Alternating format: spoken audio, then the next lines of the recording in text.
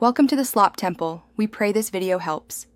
You start by confirming power and correct cable order so you avoid noise and dead batteries. Plug guitar into the input and amp into the output, then set every knob to noon. This gives you a neutral baseline to hear changes.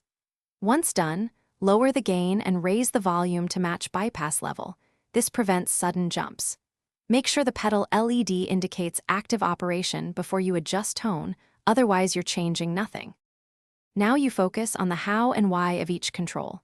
Sweep the mid-control while playing single notes to identify harsh or muddy frequencies, because pinpointing the problem frequency is faster than broad guessing.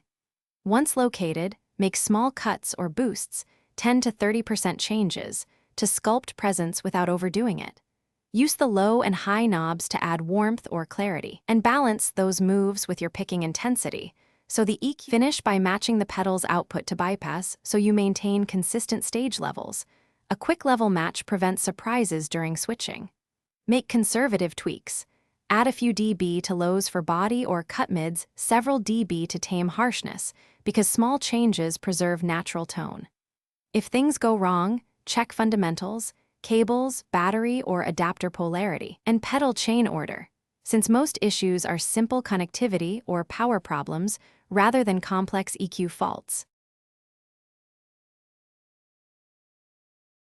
Thanks for watching.